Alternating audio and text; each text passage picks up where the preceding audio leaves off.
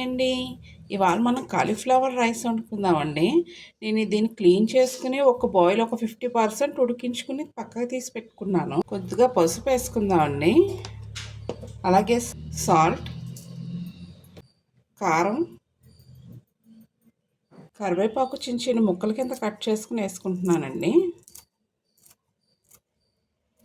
కొద్దిగా అల్లం వెల్లుల్లి పేస్ట్ వేసుకుంటున్నాను. అలాగే నేను ఒక 3 స్పూన్లు మైదా పిండి వేసుకుంటున్నానండి. ఒక 2 స్పూన్లు కార్న్ఫ్లోర్ కూడా వేసుకుంటున్నాను. కొద్దిగా నీళ్ళు వేసుకుని బాగా మిక్స్ చేసుకుందామండి. ఫస్ట్ బాగా మిక్స్ చేసుకుందామండి అన్నీని. కొద్దిగా వాటర్ వేసుకుందాం. ఇలా మొత్తం కలిపేసుకున్నానండి. ముక్కలకన్నీ పట్టేలాగా మనం కలుపుకోవాలి.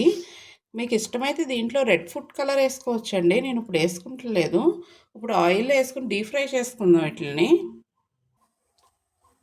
నూనె బాగా కాగిందండి. కాగాక కొంచెం సిమ్లో పెట్టుకుని ఇవి మనం వేసుకోవాలి. క్రిస్పీగా వేసుకోవాలండి. ఇవి బాగా క్రిస్పీగా వేసుకోవాలండి. వీటిని అప్పుడే టేస్ట్ బాగుంటుంది.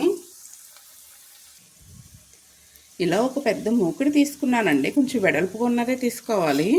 దాంట్లో కొద్దిగా ఆయిల్ వేసుకున్నాను. అలాగే ఒక స్పూన్ నెయ్యి కూడా వేసుకుంటున్నానండి, టేస్ట్ బాగుంటుందని. మన కాలీఫ్లవర్ అయితే రెడీ అయిపోయిందండి. చాలా క్రిస్పీగా వేగినాయి. మన ఆయిల్ అయితే వేడెక్కిందండి. ఫస్ట్ కొద్దిగా జీలకర్ర వేసుకుంటున్నాను. అలాగే వెల్లుల్లిపాయలు కూడా వేసుకుంటున్నానండి. అలాగే పచ్చిమిరపకాయలు మరీ ఎర్రగా ఏగక్కర్లేదండి, కొంచెం పింకిష్ కలర్లో వస్తే సరిపోతుంది. ఇప్పుడు దీంట్లోకి మనం క్యారెట్, క్యాప్సికమ్ వేసేసుకుందామండి. క్యాప్సికము, క్యారెట్ ఇవి కొంచెం సాఫ్ట్గా అయ్యేదాకా మనం ఇట్లా కుక్ చేసుకుందామండి. క్యాప్సికమ్, క్యారెట్ అయితే కుక్ అయిపోయినాయండి. కొద్దిగా సాల్ట్ వేసుకుంటున్నాను. అలాగే అన్నం వండి చల్లారి పెట్టుకున్నానండి. నేను బాస్మతి రైస్ తీసుకున్నాను. ఇప్పుడు దీంట్లోకి వేసేసుకుంటున్నాను.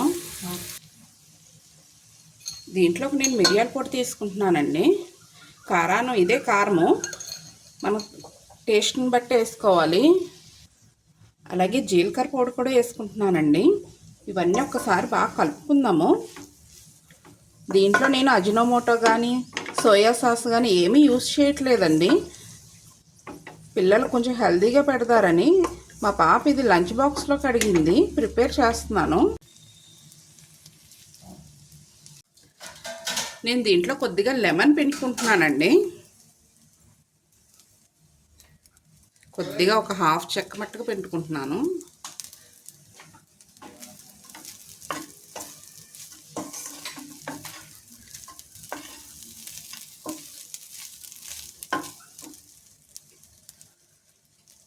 అలాగే కొత్తిమీర వేసుకుంటున్నానండి.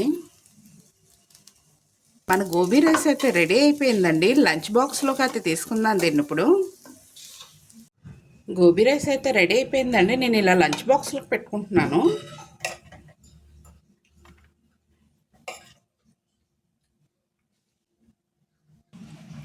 మన ఈ గోబీ రైస్ అయితే రెడీ అయిపోయిందండి. చాలా బాగా కుదిరింది.